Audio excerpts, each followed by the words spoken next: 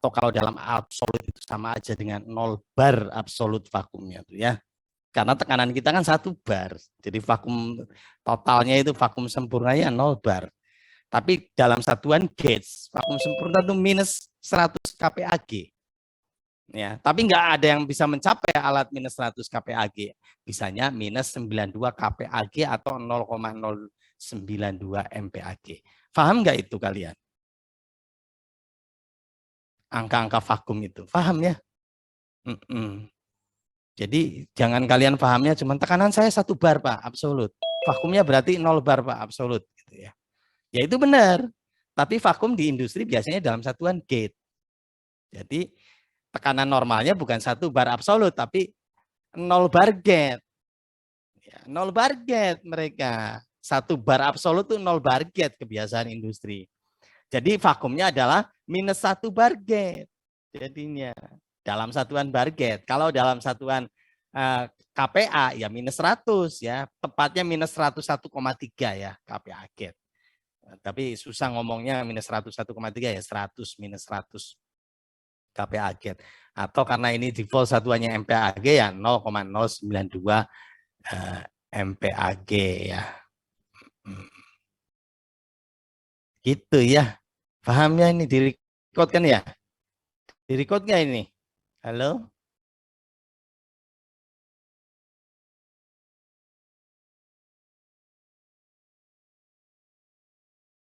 Di-record nggak? Pak. Di-record ya. Jadi kalau lupa dengar kata-kata saya tentang vakum. Ya. Recording in progress.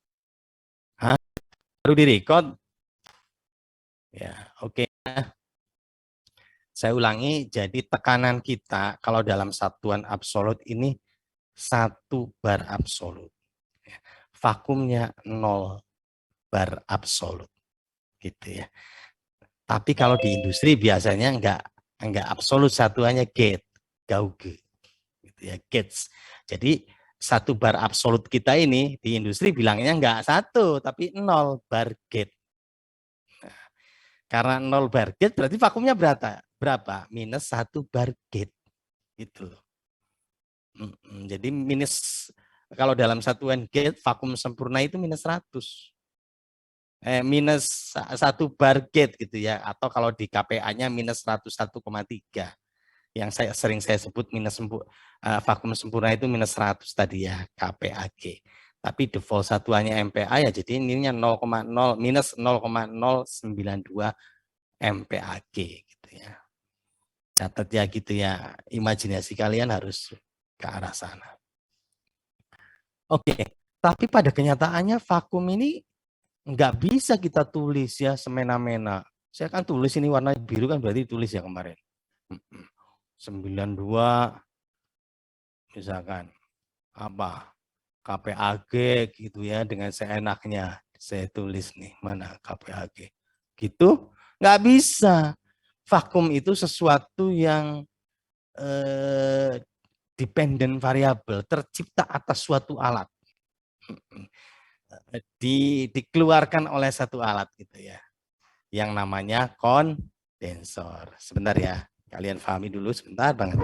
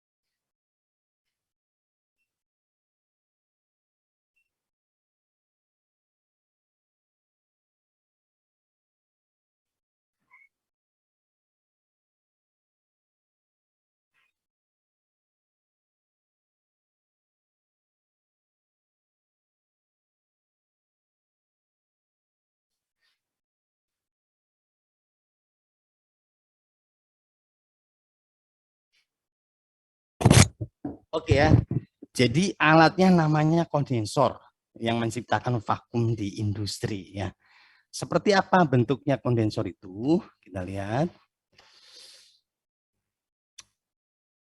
Kita lihat ya.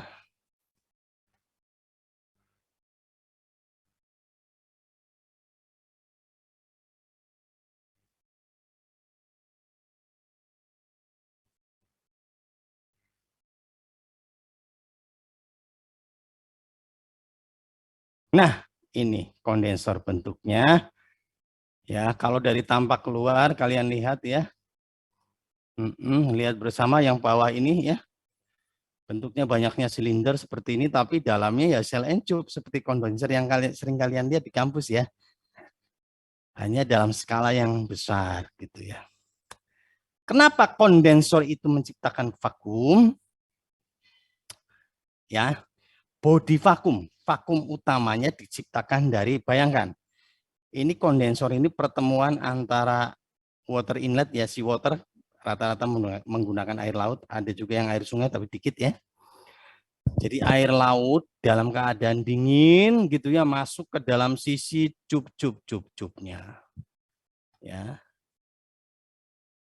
Kemudian steam ya, yang keluar dari turbin tadi masuk ke kondensor dalam keadaan masih uap panas.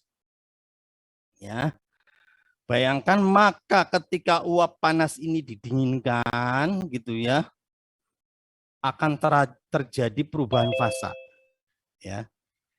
Akan terjadi perubahan fasa. Ingat, perubahan fasa ini dari uap. Uap itu sifatnya menempati ruang yang sangat besar, namanya gas. Tiba-tiba dia didinginkan oleh air laut di dalam kondensor. Apa yang terjadi? Dia berubah fasa menjadi cair. Volume gas ya atau uap berubah ke cairan itu volumenya mengecil 600 kali kalau kalian tahu. Maka merkecetnya ukuran dari uap ya berubah fasa menjadi cair dari besar mengecil secara tiba-tiba, itulah pengecilan volume itu ya, suatu sedotan vakum. Jadi perubahan volume karena terjadi perubahan fasa ya, dari besar merkecet mengecil, itulah yang menciptakan vakum. Itu ya. Jadi itu fungsi kondensor ya, bukan hanya pendinginan, tapi kalau bicara kontak dengan gas dia bisa menciptakan vakum yang luar biasa. Oke ya. Kemudian ini ditarik juga sama, dibantu sama ejector ya. Ejector itu bisa pompa vakum, bisa gas atau steam yang dilewatkan. Jadi ini ikut ketarik kedorong. Tapi banyaknya pakai pompa vakum. Tapi nggak besar pompa vakum. Itu paling hanya 2 kPa aja. Satu pompa vakum. Jadi rata-rata dipasang 2 sampai 3. Jadi 5 membantu vakum 5 bagian saja. Kan vakumnya minus 92 tadi. Jadi kalau satu pompa vakum hanya berkontribusi 2 aja. Ya. Jadi paling bantuannya kalau udah lemot vakumnya ke minus 90, itu dibantu dengan satu pompa vakum naik lagi minusnya ke minus 92. Pak minus ke 100 nggak ada, minus 100 itu vakum sempurna ya.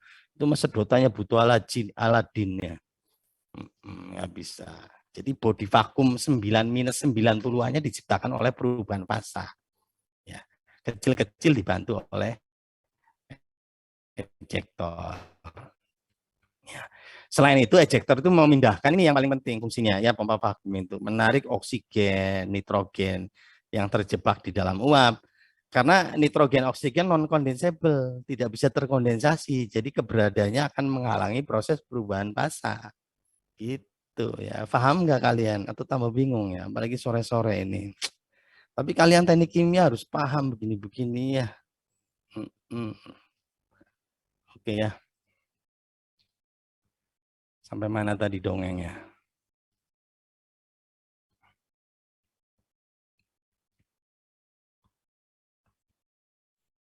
Oke, pindah lagi ke HISIS lagi.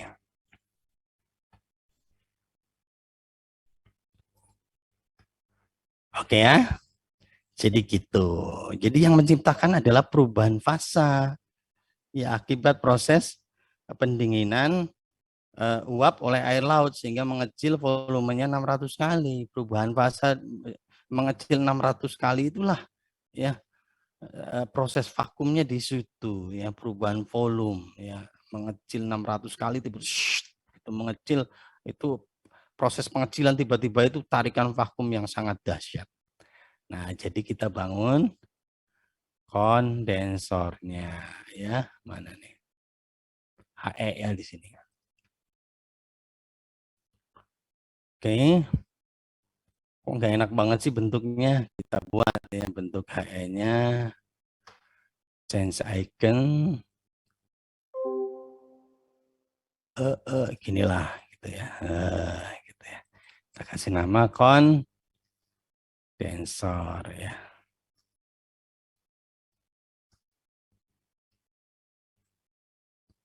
Gitu ya. Di tengah deh. Tuh ya.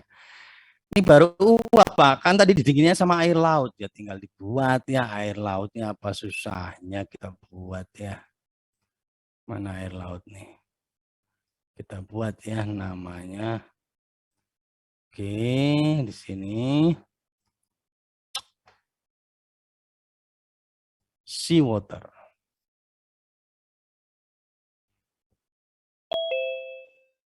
Seawater. Loh, ini ada yang baru gabung.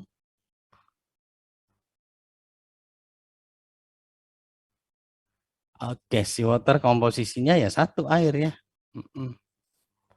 Kemudian klik OK, kemudian kondisinya temperatur air laut rata-rata itu ya sekitar 28 lah gitu ya. Oke, kemudian apa namanya, tekanannya itu 0 ya, air laut 0. Kemudian flow-nya tergantung kapasitas ini ya, kapasitas megawatt steam. Kalau 11 megawatt itu sebentar. Kalau 600 megawatt 100. 600 megawatt 100. Ini kan cuman berarti 600 megawatt 100. Kalau 100 megawatt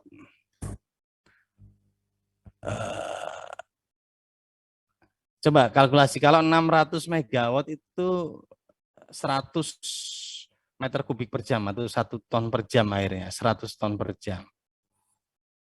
Itu 600. Kalau cuman 100 berarti kan 600, kalau cuman 100 kan bagi 6. 100 bagi 6 berapa?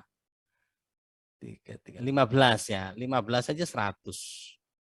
100 megawatt 15. Sekarang cuman berapa ini? 11, 10 ya, bagi lagi 10. Jadi dari 15 itu 1,6, paling juga 2 ya. Oke, jadi seawater saya bikin flow-nya 2 ton per jam atau 2 meter kubik per jam, sama aja lah. 1 ton itu 1 meter kubik, mirip-mirip gitu ya. Tuh ya, kan sama tuh. Ya, terhitungnya meter kubik per jamnya 2.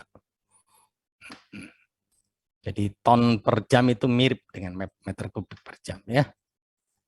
Klik kanan show table. Gitu ya. Molar flow. Jangan, mass flow aja ya kita tampilkan. Mass flow.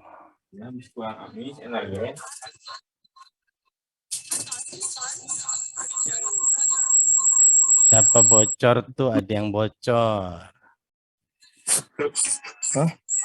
Sebenarnya. Oke ya. Kemudian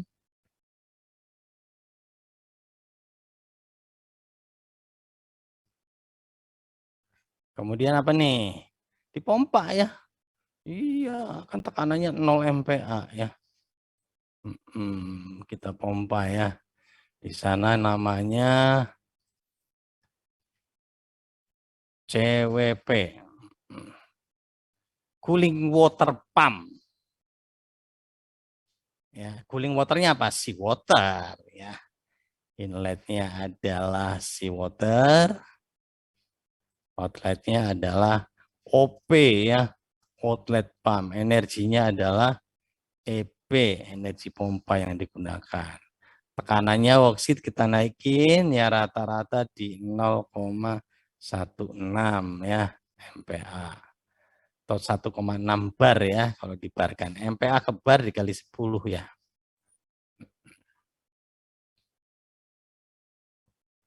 Oke, show table. Tuh, ya.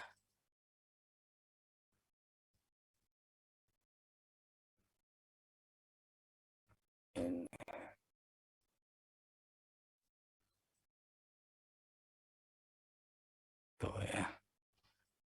Gitu ya. Jadi kemudian kita tukar di sini ya.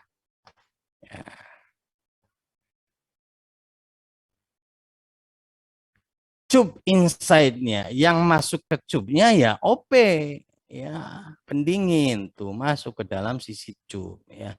Kemudian yang masuk sisi ruang antar cupnya adalah kondensor, uap ya, uap yang dari turbin masuk. Nah, keluaran dari air laut di sana balik lagi ke laut, namanya outfall ya. Istilah dari mana Pak? Itu istilah asli ya dari industrinya.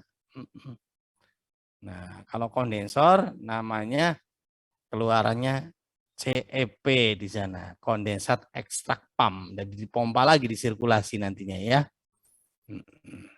Duh, nggak enak amat ini kondensornya, enaknya coba diputar gini. Cus. Nah, kan lebih cantik no ya. Size.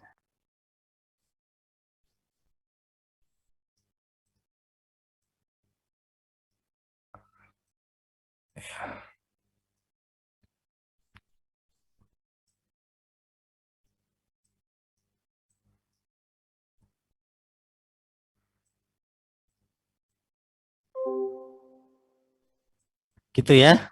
Nah, kemudian outfall-nya, klik kanan show table temperaturnya.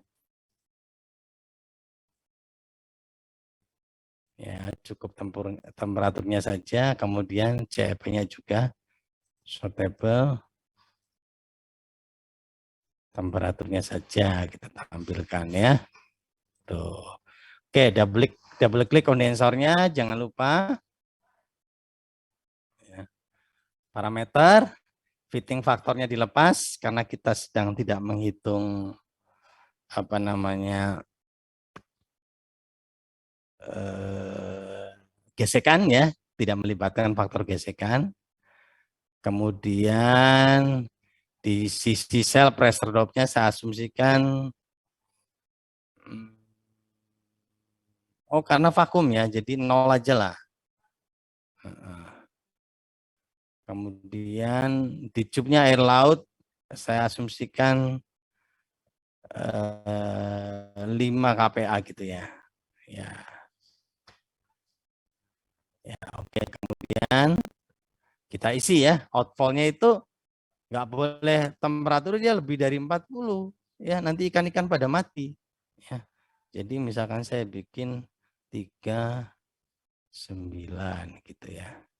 Nah, sebentar ya.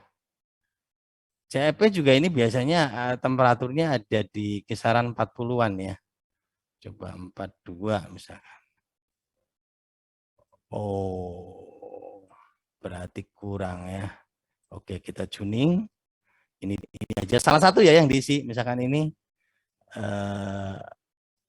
tadi ya nggak boleh lebih dari 40 karena ikan-ikan pada mati. Tapi kok ini masih panas banget. Ya, masih panas.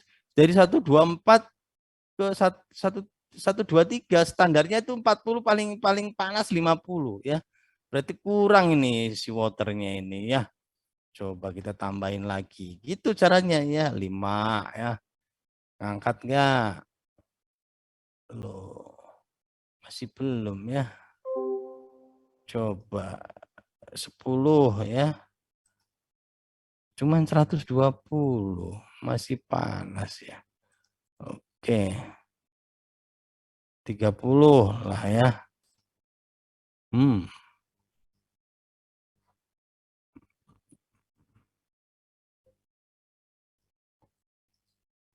Oh, ini kondensor ini 124 ini juga tinggi nih. Coba saya cek ya efisiensinya.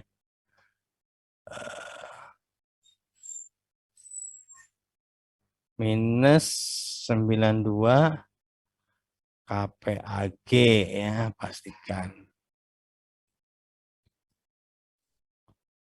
Oh, salah tadi kurang 0 ya. Tuh harusnya di sini 44 memang. Tadi 0, tadi nulisnya saya 9,2 KPAG. Salah nulis. Minus 92 KPAG atau 0,0 atau minus 0,092 MPAG. Jadi 44 ini. Saya balikin lagi ya. Kayaknya 2 itu cukup ya. Cukup nggak? 2. Ya, cukup kan? Jadi sini sudah bentuknya uap, kita kondensasi, nah sekitar 44 gitu ya. Oke. Ada pertanyaan?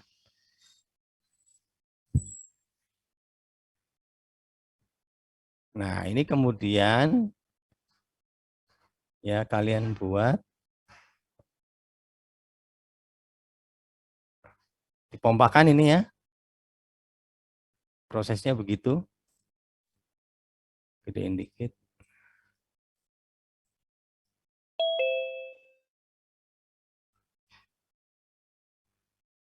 Oke, kemudian ini dipompa. Ini proses pembangkit begitu ya. Jadi setelah boiler ada turbin, turbinnya sebenarnya nggak satu, HP, IPLP, kemudian ada kondensor. Dari kondensor udah jadi cairan lagi nih. Nggak percaya? Nih. Ya. Kalau di sini kan fasenya uap, masih uap ada cairan kan kita tampilkan di kondensor. Mana kondensor tadi? Ya, fasanya vapor fraction tuh ya masih mendekati satu, hampir uap semua. Tapi setelah dikondensasi ya dengan menciptakan vakum ya, lihat sekarang jadi apa? Vapor fraction.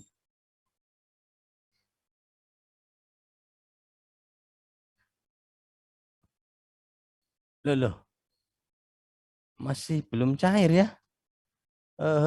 Kenapa ini? Coba tambah lagi 3 ya.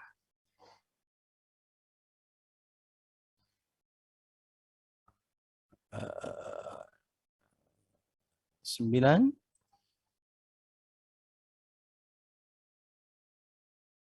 Masih banyak uapnya ya. Coba oke. Ini 2. Coba kita paksa ini. Ininya dilepas ya ini ya. Delete ini yang kita paksa 40-an ya. 40 misalkan tadi. Yang penting nanti ininya terhitung. Oh.